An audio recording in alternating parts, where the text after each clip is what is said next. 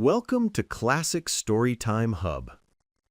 Tonight, we dive into the chilling world of Arthur Conan Doyle with his haunting tale, The Leather Funnel. But beware, what you'll hear is not a simple retelling.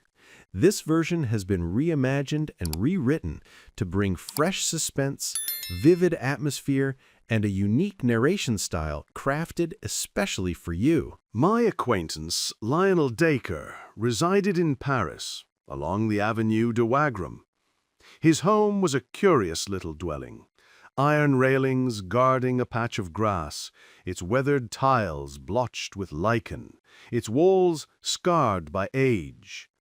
From the street, it seemed modest, only 5 windows across the front, yet it stretched deep into a long chamber behind.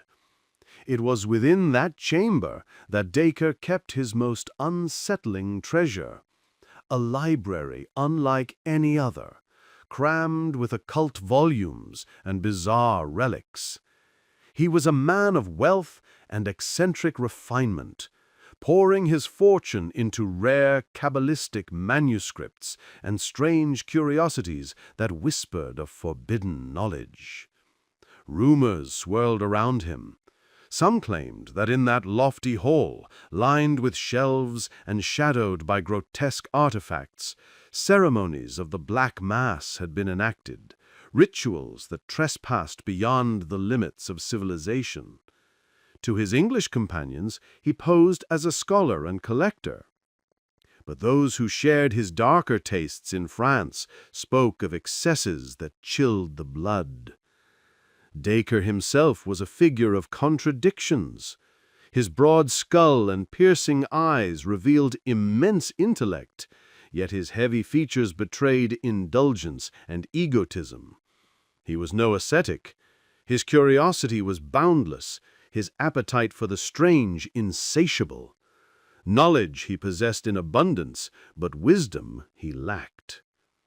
And now he is gone, dead at the very moment he believed he had uncovered the secret of eternal life. What remains is not his character, but the extraordinary incident that unfolded during my visit to him in the spring of 1882. I first came to know Lionel Dacre back in England, during my long hours in the Assyrian room of the British Museum.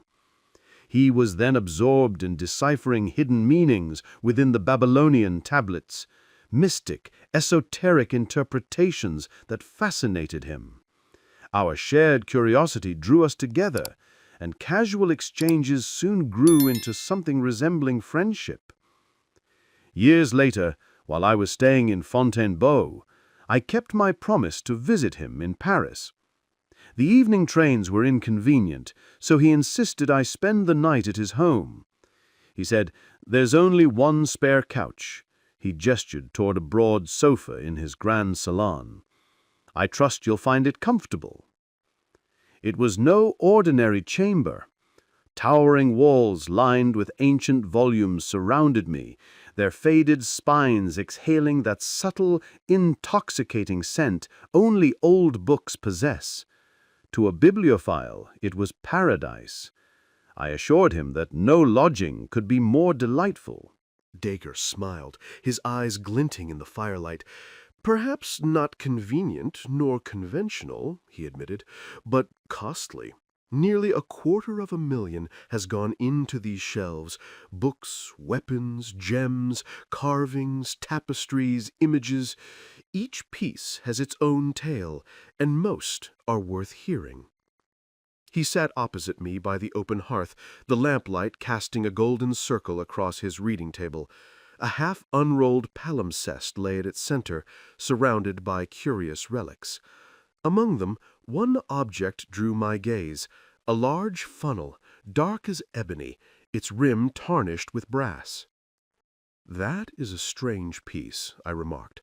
"What story lies behind it?" Dacre leaned forward, his voice low and deliberate. "Ah, that is the very mystery I have often pondered.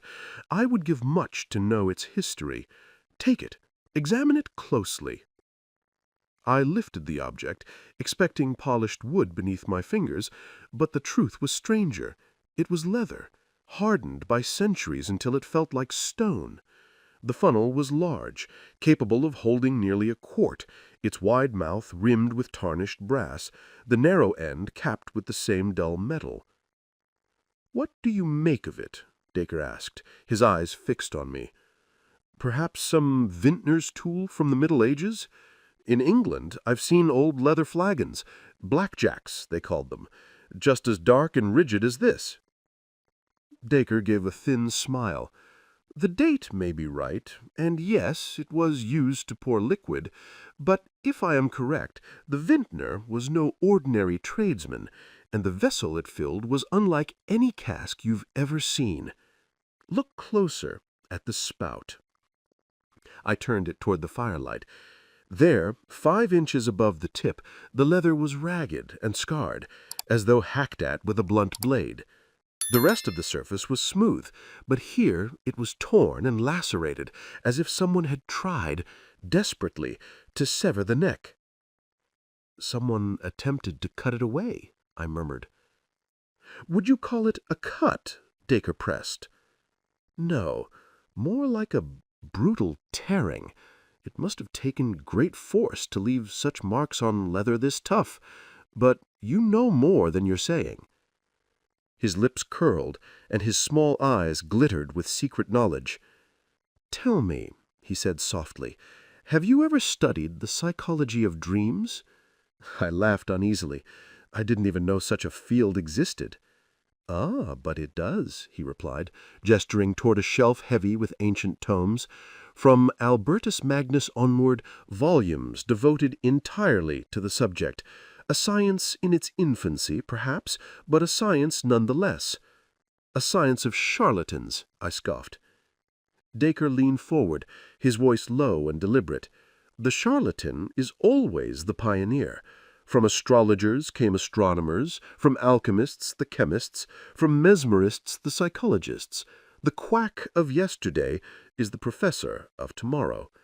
Even dreams, those fleeting, elusive shadows, will one day be mapped and measured, and when that day comes, the works on that shelf will no longer be curiosities for mystics, but the very foundation of knowledge." "Suppose that is true," I asked. "But what connection can there be between the science of dreams and this black brass-rimmed funnel?" Dacre leaned forward, his voice dropping to a conspiratorial tone. "I'll explain. My agent, always hunting curiosities for my collection, recently discovered a dealer along the quays. The man had acquired a bundle of forgotten relics, unearthed from a cupboard in an ancient house near the Rue Maturin in the Quartier Latin. The dining hall of that house bore a coat of arms, chevrons and red bars upon a silver field. Upon inquiry, it proved to be the shield of Nicolas de la Reynie, a high official under King Louis XIV. There is little doubt the relics belonged to him, a man notorious for enforcing the harshest laws of that brutal age." "And what then?" I pressed. "Take the funnel again," Dacre urged. "Look closely at the brass rim. Do you see any letters?" I squinted at the faint scratches, nearly erased by time.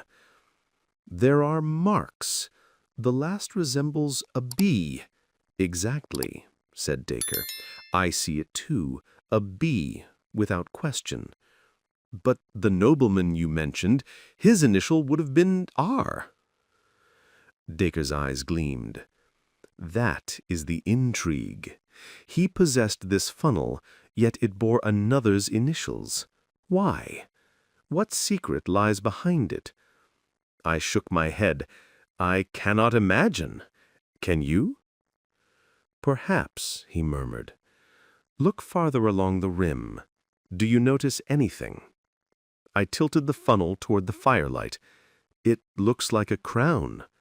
"Indeed," Dacre whispered, "but not a common crown. It is heraldic, a coronet of rank, alternating pearls and strawberry leaves, the badge of a marquis. which means the owner of those initials ending in B was entitled to wear it. I stared at the dark funnel, unease rising in me. Then this crude leather vessel once belonged to a marquis? Dacre's smile was slow, peculiar, and filled with meaning. Perhaps it belonged to a marquis, or someone of his bloodline, Ducker mused. That much the engraving tells us. I pressed him, but what has any of this to do with dreams? Something in his expression unsettled me. A flicker in his eyes, a subtle shift in his tone. It was enough to stir a wave of revulsion. The funnel, twisted and blackened with age, seemed to radiate a silent menace. Docker spoke with the calm authority he loved to assume. I have often received revelations through my dreams. When I am uncertain, I place the object beside me as I sleep and wait for enlightenment. My theory is simple. Any artifact bound to an extreme surge of human emotion, joy or agony, retains an atmosphere. That atmosphere can impress itself upon a sensitive mind. "You mean," I asked, "if I slept beside that sword on the wall, I might dream of the battle in which it was wielded?" "Precisely," he replied, eyes gleaming. "I have done so myself. That very sword gave me a vision of its owner's death in a skirmish during the Wars of the Fronde. Our ancestors knew this truth, though they cloaked it in superstition. Consider the bride's cake placed beneath the pillow, meant to conjure pleasant dreams. Such customs are echoes of a deeper science." He leaned closer, lowering his voice. "And so, one night, I placed this funnel at my side. What I saw in my sleep was no ordinary vision. It cast a terrible light upon the object's origin." I felt my breath catch. "What did you dream?" That night, I lay restless upon the couch, the funnel looming beside me like a silent sentinel. Sleep came reluctantly, but when it did, it carried me into a vision more vivid than waking life. I found myself inside a chamber that resembled a vault, its walls heavy, its roof rising sharply like an inverted cup. The architecture was crude yet imposing, as though built to contain secrets rather than to welcome men. Upon a dais draped in crimson sat 3 figures in black. Their velvet hats rose awkwardly above solemn faces, each expression carved with gravity and sorrow. To their left stood 2 robed officials, clutching portfolios bulging with papers, the weight of judgment in their hands. On the opposite side, my gaze fell upon a woman. She was small, her hair pale gold, her eyes startlingly blue, eyes that seemed almost childlike, yet carried a cold, unyielding strength. She was neither young nor old, her figure stout, her bearing proud. Her face was pale, serene, yet unsettling. Beautiful, feline, with a cruel suggestion in the firm line of her mouth and jaw. Draped in flowing white, she stood like a queen before her accusers. At her side hovered a thin priest, his movements sharp, his whispers urgent. He lifted a crucifix again and again before her eyes, but she ignored him, turning instead to fix her gaze upon the 3 judges in black. Their silence pressed upon the chamber like a weight, and I knew, without being told, that she was on trial, and that the funnel's dark history was bound to her fate. The 3 judges rose as one, their lips moving, though no sound reached me.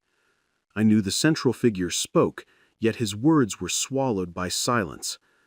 With solemn grace, they departed, the officials with their papers trailing behind. Suddenly, the chamber erupted with movement. Rough men in heavy jerkins stormed in, tearing away the crimson carpet and dismantling the dais until the floor lay bare. Behind it, hidden until now, stood strange contraptions, grim devices that looked less like furniture and more like instruments of torment.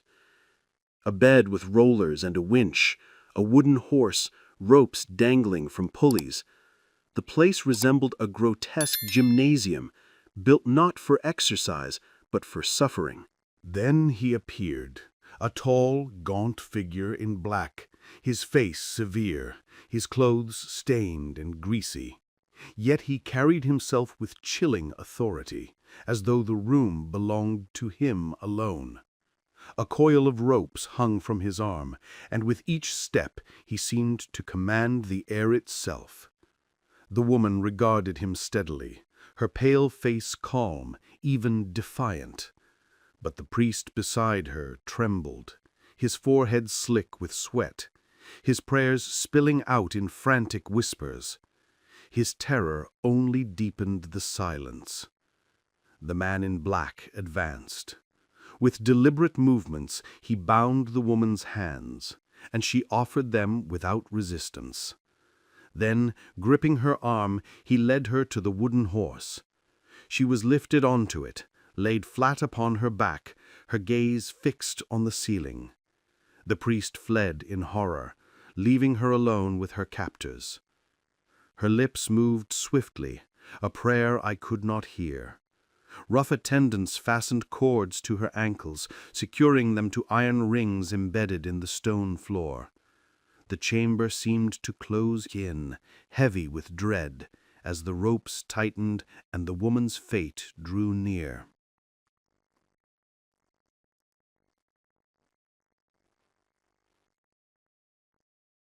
My heart sunk as the preparations unfolded before me.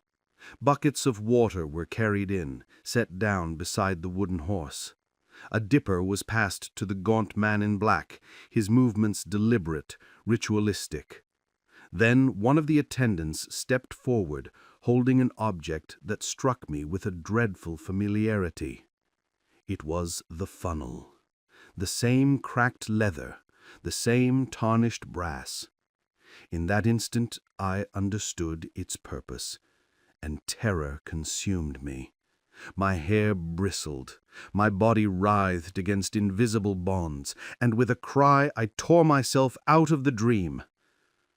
I awoke shivering in the vast library, moonlight spilling through the tall windows, painting silver shadows across the walls. Relief washed over me. I was back in the 19th century, far from that medieval vault of cruelty. Yet horror lingered. Could such atrocities truly have been committed? Could men have done this without divine retribution? I buried my head in my hands, trembling, when suddenly a new terror froze me. Footsteps approached through the darkness. A figure advanced, silent, inexorable. My spirit nearly broke beneath the weight of dread. Then the figure stepped into the moonlight, and I breathed again. It was Dacre, his face pale, his eyes wide with fear. "Was that you? For God's sake, what happened?" he whispered hoarsely. "Oh, Dacre," I gasped, "I have been to hell itself. It was dreadful." "Then it was you who screamed." "I suppose it must have been," I answered, still shaking, still haunted by the funnel's shadow. The scream had rattled the household, and even Dacre looked shaken as he lit the lamp and coaxed the fire back to life. "You're pale as death," he muttered, "as if you'd seen a ghost." "Ghosts," I whispered. "More than one." "So the funnel has spoken," he said with a grim chuckle. "I warned you it would be a lively night. That cry of yours nearly stopped my heart. Tell me, did you witness the whole dreadful affair?" "What affair?" I demanded. "The water torture," he replied. "The extraordinary question, as they called it in the days of Louis the Sun King. Did you endure it to the end?" "No," I shuddered. "I woke before it began in earnest." "Better for you," Dacre said, drawing his robe tighter. "I lasted until the third bucket. But it is all history now. Those people are long in their graves. Still, I believe I know who the woman was. I stared at him. How could you possibly know? He reached for a vellum-bound volume, its pages brittle with age. "Listen," he said, translating as he read. "The prisoner was brought before the grand chambers of Parliament, accused of murdering her own father, Master Drew d'Aubray, and her 2 brothers. Though she appeared mild, fair skin, blue eyes, small in stature, the court found her guilty. She was condemned to both the ordinary and extraordinary question to force her to reveal her accomplices. Afterwards, she was to be taken to the Place de Grève, beheaded, her body burned and her ashes scattered to the wind." The words hung in the air like smoke. The funnel's nightmare had not been fantasy. It was memory, a relic of cruelty, carrying the echo of a woman's final torment across centuries. The entry is dated July 16, 1676, Dacre said, his voice steady but his eyes gleaming with triumph. I frowned. Interesting, yes, but how can you prove the woman in my dream was the same? He leaned closer, reading from the ancient vellum. When the executioner approached, she recognized him by the cords in his hands. Without a word, she extended her own wrists, calm and unflinching. A chill ran through me. That was exactly what I saw.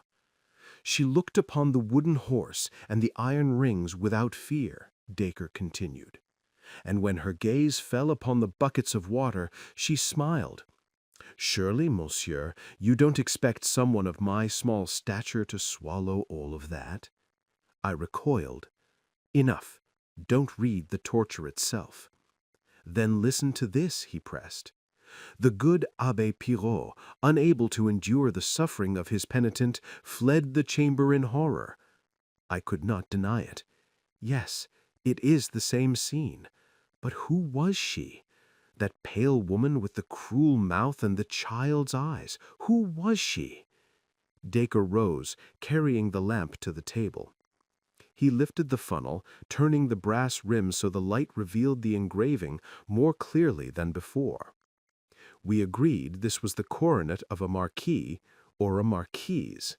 And the final letter is B. Look closer. M, M, D, A, D, B. Do you see it? I nodded slowly. Yes, the letters are plain enough. Dacre's voice dropped to a whisper, heavy with meaning. What you saw tonight was no fantasy.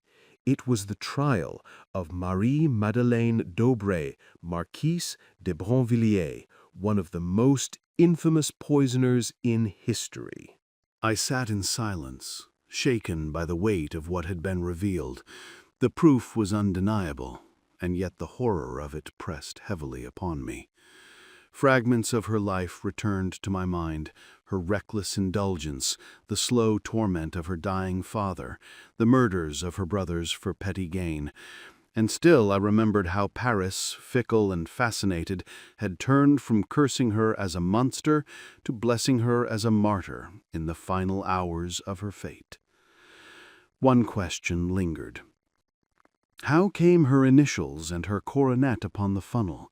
Surely they did not honor nobility to the point of engraving titles upon instruments of torture. Dacre nodded gravely. I puzzled over that myself, but the answer is simple. The case stirred immense public interest. Larienne, head of the police, likely kept the funnel as a grim relic.